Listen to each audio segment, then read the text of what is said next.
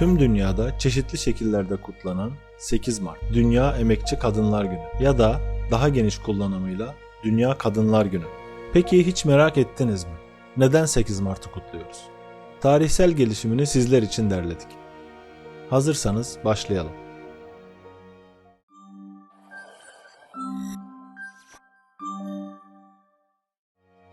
Dünya Kadınlar Günü, Birleşmiş Milletler tarafından bu şekilde tanımlanmış olarak her yıl 8 Mart'ta kutlanan uluslararası bir gündür.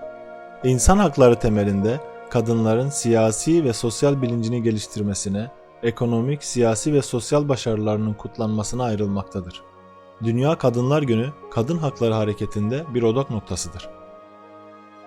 Amerikan Sosyalist Partisi, 28 Şubat 1909'da New York'ta bir kadın günü düzenledikten sonra 1910 Uluslararası Sosyalist Kadın Konferansı her yıl bir kadın günü düzenlenmesini önerdi. 1917'de Sovyet Rusya'da kadınlar oy hakkı kazandıktan sonra 8 Mart orada ulusal bir bayram haline geldi.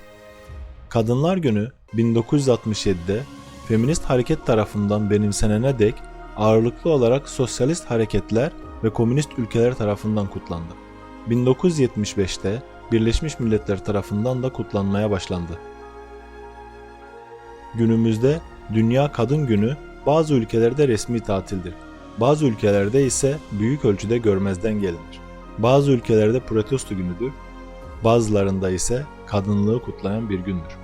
Şimdi isterseniz biraz daha derinlere inelim ve bugünün tam olarak nasıl ortaya çıktığına bir bakalım. 26-27 Ağustos 1910 tarihinde Danimarka'nın Kopenhag kentinde toplanan 2. Enternasyonel'e bağlı Uluslararası Sosyalist Kadınlar Konferansı'nda Almanya Sosyal Demokrat Partisi delegesi Clara Zetkin, Kate Dunker ve arkadaşları bundan böyle her yıl bir Kadınlar Günü düzenlenmesini önerdiler. Öneri oy birliğiyle kabul edildi. İlk yıllarda belirli bir tarih saptanmamıştı. 1921'de Moskova'da gerçekleştirilen 3. Enternasyonel 3. Kongresine bağlı Komünist Kadınlar Konferansı'nda o dönemde ağırlık kazanan sınıfa karşı sınıf politikalarının etkisiyle Dünya Emekçi Kadınlar Günü benimsendi. Ancak 1930'lu yıllarda faşizme karşı Birleşik Cephe politikalarına geçiş sürecinde tekrar ilk baştaki Dünya Kadınlar Günü adına döndü. Dünya Kadınlar Günü olarak 8 Mart gününün belirlenmesine kaynaklık eden olay konusunda ise muhtelif tartışmalar ve iddialar mevcut. Bunlardan birisi Rusya'da Çarlığın yıkılmasına yol açan 1917 Şubat devriminin 8 Mart günü yapılan kadın yürüyüşü ve grevler ile başlamış olması, bir diğeri ise 8 Mart 1957'de ABD'nin New York kentinde bir tekstil fabrikasında grevci işçilere polisin saldırması, işçilerin fabrikaya kilitlenmesi, arkasından da çıkan yangında işçilerin polisin kurduğu barikatlar nedeniyle kaçamamaları sonucunda 120 kadın işçinin ölmesi yine bunların arasında bir sebep olarak gösterilmektedir. 1. ve 2. Dünya Savaşı yılları arasında sosyalizmin yayılmasından çekinen bazı ülkelerde anılması yasaklanan Dünya Kadınlar Günü, 1960'lı yılların sonunda Amerika Birleşik Devletleri'nde gerçekleştirilen çeşitli gösterilerde anılmaya başlanmasıyla Batı blokundaki ülkelerin de daha güçlü bir şekilde gündemine geldi. Birleşmiş Milletler Genel Kurulu 16 Aralık 1977 tarihinde 8 Mart'ın Dünya Kadınlar Günü olarak anılmasını kabul etti. Şimdi bir de isterseniz durumun Türkiye'de nasıl geliştiğine bir bakalım. Türkiye'de 8 Mart Dünya Kadınlar Günü ilk kez 1921 yılında iki komünist kız kardeş Rahime Selimova ve Cemile Nuşirvanova'nın girişimiyle gerçekleştirildi. Bu tarihten sonra yıllar boyunca 8 Mart Dünya Kadınlar Günü kutlamalarına izin verilmedi. 1975 yılında Birleşmiş Milletler Kadın 10 Yılı ilan edildi.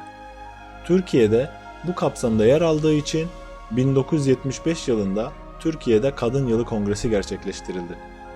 8 Mart Dünya Kadınlar Günü'nün 1975 yılında kutlanmaya başlanmasında İlerici Kadınlar Derneği'nin faaliyetleri de etkili oldu. Böylece 8 Mart Dünya Kadınlar Günü kapalı ortamlardan sokaklara ve meydanlara da çıktı. 12 Eylül darbesinden sonra tekrar askeri junta yönetimi tarafından 4 yıl süreyle hiçbir kutlamanın yapılmasına izin verilmedi. Ancak 1984'ten itibaren her yıl çeşitli kadın örgütleri tarafından kutlanmaya devam edilmektedir. Bu yeni dönemin temel farkı Eskiden sadece sosyalist kesimin sahiplendiği bugün artık hemen tüm kadın kuruluşlarının yanı sıra adeta resmi bir bayram gibi devlet yetkilileri ve kurumları tarafından da kutlanmaya, hatta şirketlerin de reklam ve pazarlama faaliyetleriyle buna katılmaya başlamasıdır. Öte yandan günümüz Türkiye'sinde 8 Mart'ı 1920'li yıllardaki politikaların bir yansıması olarak Dünya Emekçi Kadınlar Günü olarak kutlayanlar olduğunu görülmektedir. Elimizden geldiğince 8 Mart'ın sadece tarihsel yanını anlatmaya çalıştığımız bu video umarım hoşunuza gitmiştir. Tüm kadınlarımızın Dünya Kadınlar Günü kutlu olsun.